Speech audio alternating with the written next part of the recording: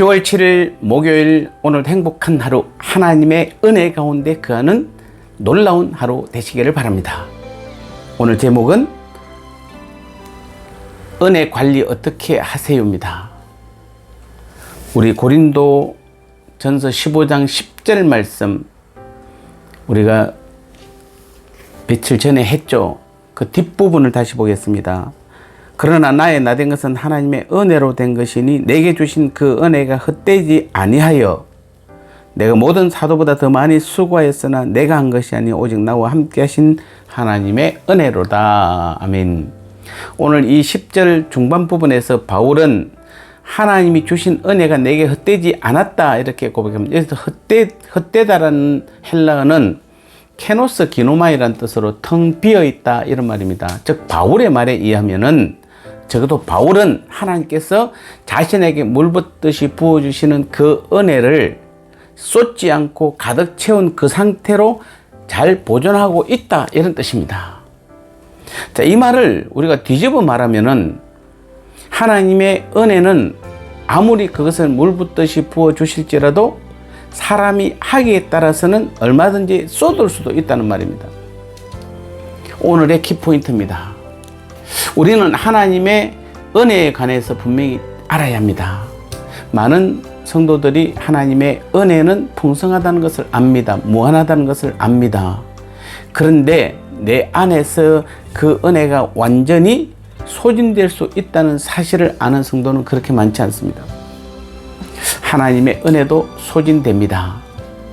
그 많은 은혜를 받고도 간혹 우리가 곤란한 처지에 빠지는 것도 그와 같은 이유 때문입니다. 바로 이러한 점에서 하나님의 은혜는 우리에게는 없어서는 안 되는 마치 자연 자원과 흡사하다고 보면 되는 것입니다. 우리 가운데 있는 자연 자원이라는 것이 얼마나 소중하면서도 얼마나 흔합니까? 그래서 사람들은 그 소중함을 미처 깨닫지 못합니다. 공기도 산소도 햇빛도 마찬가지입니다. 하지만 그 자연 자원이라고 해서 영원합니까? 끝이 없습니까? 아닙니다. 자연이 무한하다고 해서 그 자연 자원을 함부로 사용하고 고갈시킬 때는 반드시 그것은 우리에게 재앙이 되어서 돌아올 것입니다. 어쩌면 지금 이 시대가 바로 그 자연 자원에 대한 잘못 사용함으로 인해서 그 재앙의 시대에 살고 있는 것입니다. 하지만 성경이 말하는 더 큰 재앙은 무엇입니까? 바로 하나님의 은혜의 고갈과 돌아오게 될 재앙과 심판입니다. 그렇게 무한해 보이는 하나님의 은혜가 되도록 지키지 못할 때 돌아오는 그 결과는 무서운 진노일 뿐임을 바울은 로마서 2장 4절 5절에서 분명히 말씀하고 있습니다.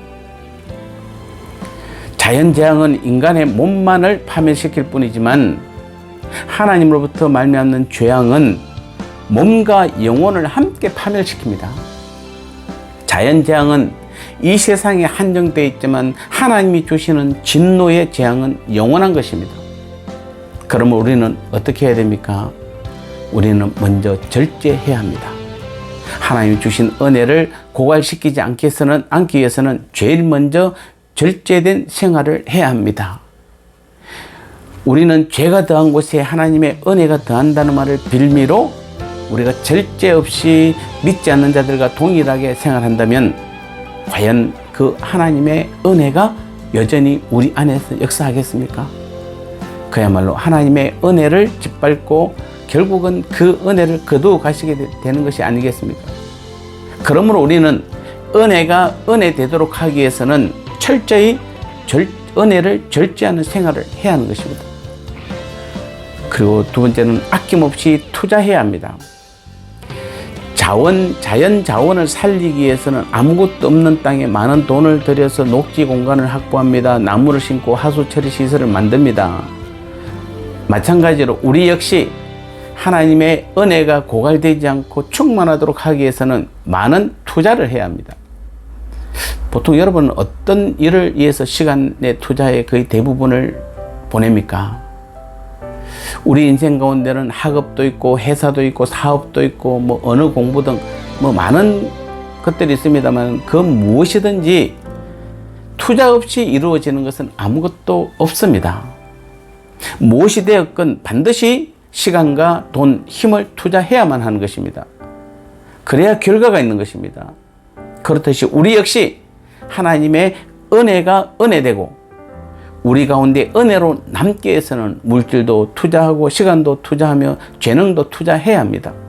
기도도 하고 전도도 해야 합니다. 말씀도 듣고 봉사도 해야 합니다.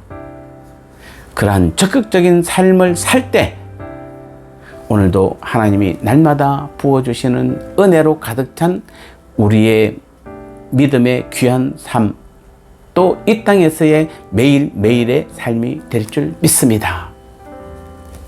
사랑하는 성도 여러분, 오늘도 은혜 관리 잘 하십시오.